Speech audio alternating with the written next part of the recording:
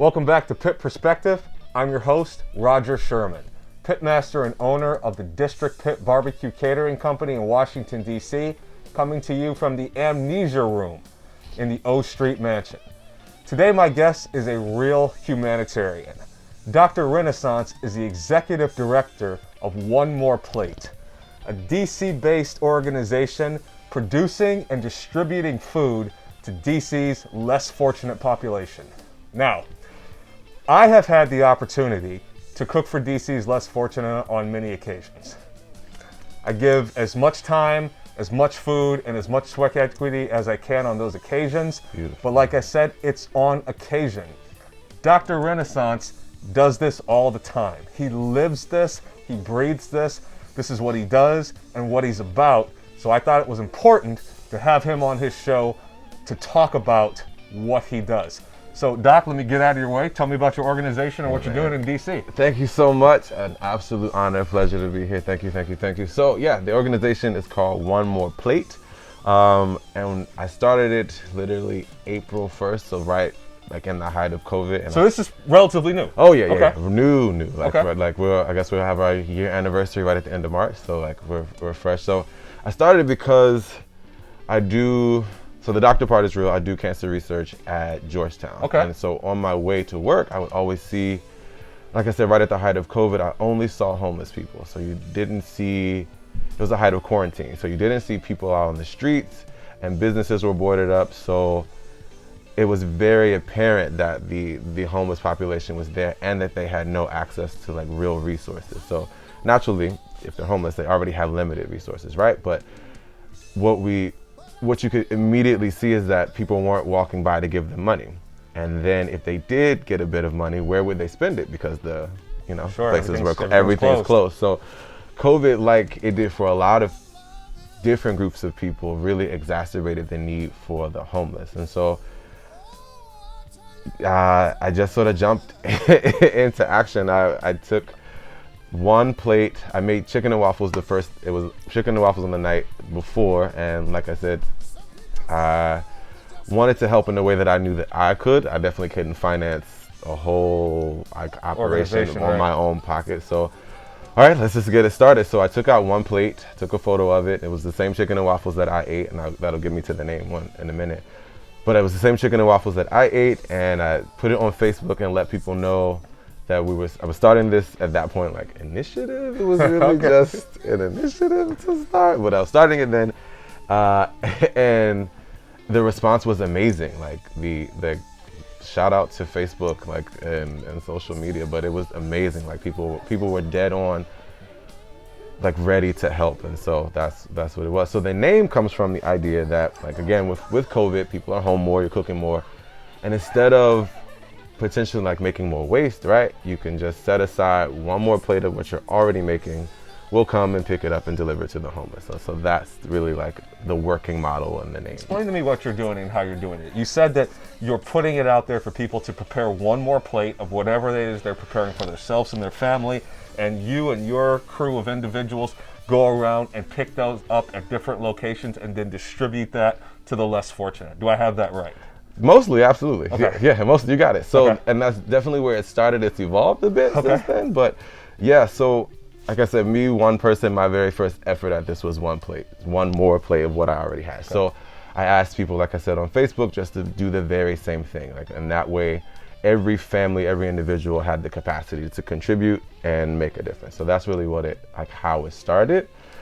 And then it grew because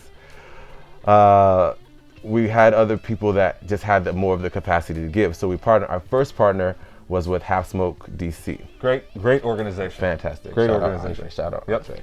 And Dominique. That was the first one, and what that allowed us to do was have people come to the restaurant, and this is actually still active. We have people come to the restaurant, mention one more plate, and for every I forget the number of entrees, but for every X number of entrees, we would get one more that they would prepare that we could take out to the homeless. Okay. So it became that was the first start of this community. And again, the other part of the model to your question is what we try to do is match food excess with food need. Okay. So naturally, like I said, in And even that first moment where I had the option of either eating that food for leftovers or throwing it away, that's excess. And so you can do something very useful with that excess. So we are partnered, and we intend to match up with organizations who have food excess. So like Food Rescue US, Kate, shout out. Food Rescue US, Food Rescue DC. We partner with them because they know the organizations they know where the food excess is. Okay. And so they can tell us where it is. We now have like an internal staff, chefs that we employ to create our own meals to ship them right out to the homeless. So the model is based on matching food excess with where we can distribute with that demonstrates food need. So this is nominally a food show. I am a barbecue chef, as everybody is fully aware. Yes. And you were cooking chicken and waffles. That was for you, that you were gonna, and then you ended up taking it out to somebody. Right. What are the types of things that you guys typically prepare for the less fortunate that you are providing? Or is it just a mix of everything, or do you have a set menu that you go into with a week? So it can be it's built on a science, so the idea of like base nutrition that Okay. it always will have a starch, always will have a protein, it always will have a vegetable, and that way that it's balanced. Again, so we also are really keen on reestablishing value. So like, and if I take out something that I've cooked, right? Like I like it at least fits me, and therefore I'm giving the same value to someone who I don't know, but they're getting the same thing.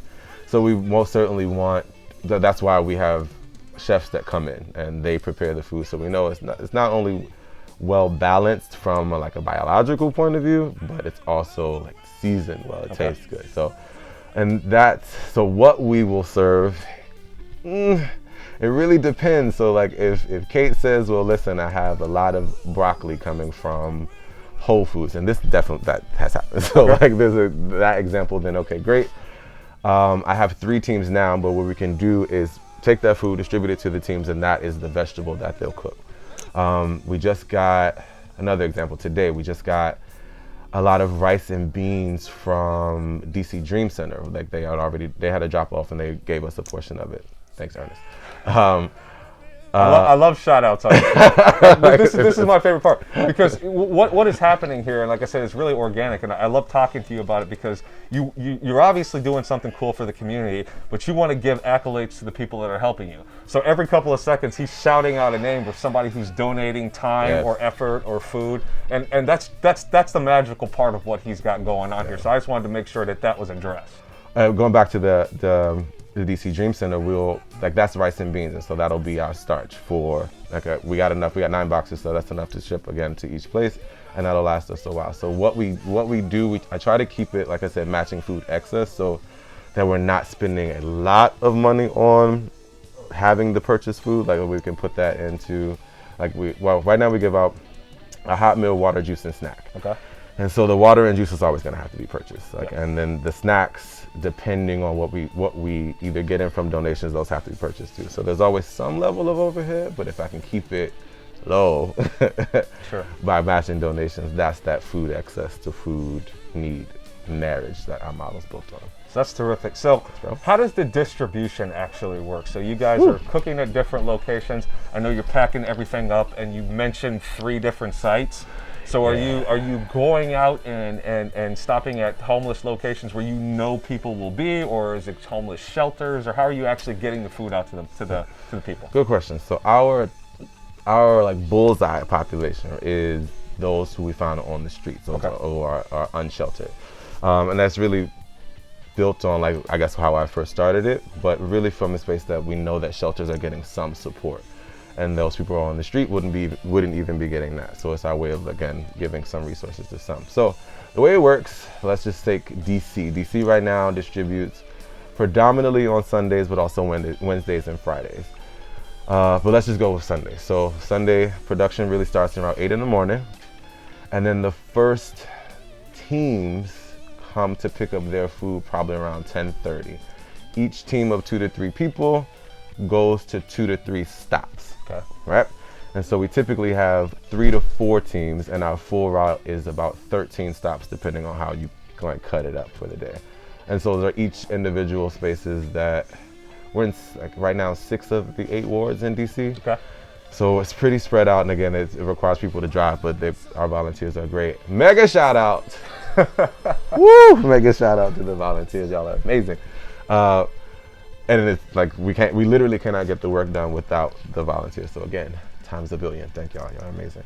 But each team of 2 to 3 goes to 2 to 3 stops, and we've already gone to those stops prior to know how much food is there, and then we're in communication with the volunteers to say, well, how much have you given out? Was there a need that we didn't fulfill? Was there excess? Like, what's going on with the thing? And so that happens in Team 1 started in DC, like I said. In November, I formed a team in partnership with Haven for the Homeless. Shout out to Bria. And they distribute the food that we produce in Baltimore, and we produce out of Terra Cafe. You got it again. So, so that's Baltimore, and we distribute to 10 homeless encampments. Okay. So we know it was already sort of published where they were. We just intend to give them, resources, food.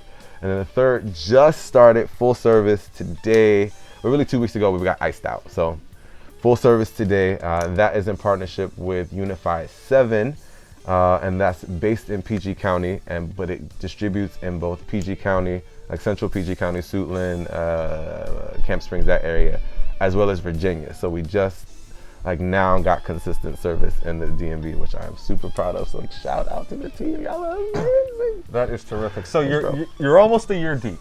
Almost. So at the beginning of April into March, you'll be a year deep. Mm-hmm.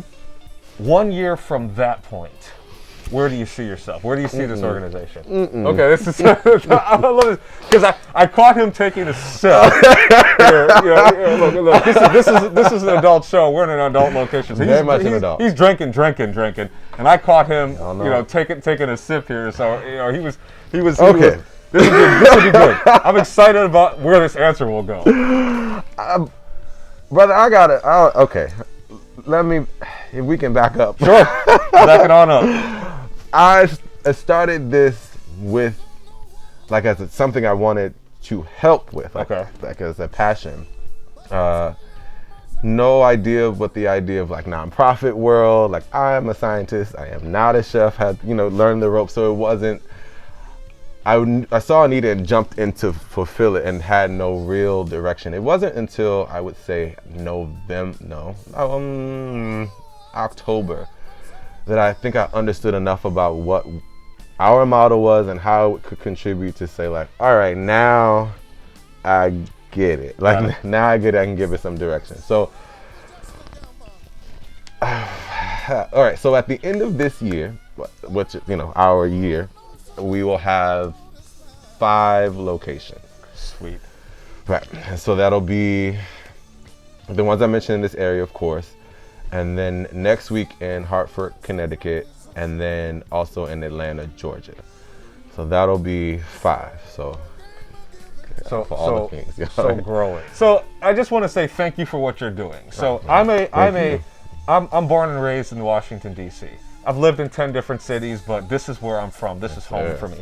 So whenever I find people who are doing special, magical things for the less fortunate in the city that birthed me, it is meaningful to me. So I just want to personally say thank you, not just from me and not just from the city, but specifically to the less fortunate in Washington, D.C. Appreciate that. And so tell everybody where they can find you.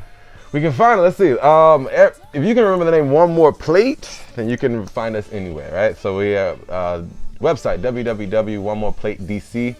DC is where we started. So again, that's the placeholder on most of the tags. So our IG is the same as One More Plate DC. Nope, One More Plate Inc. That's what it is. And then Facebook is One More Plate. Nothing with that, just One More Plate. Twitter is the #1 More Plate. So you can always remember One More Plate. That's fine. My stuff, Dr. Renaissance, if you can remember that, it's the same thing. You can find it across the board: Facebook, IG, Twitter. So I want to thank Dr. Renaissance for coming on our show, the executive director of One More Plate.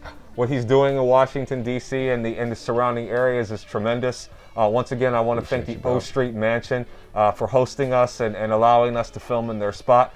And we'll see you guys next time when we have another great guest. If you're looking to subscribe to the show, it's Pitt Perspective on YouTube, and you can also find me at District Pitt on IG and The District Pitt on Facebook. Thanks for your time. We'll see you next time. Peace.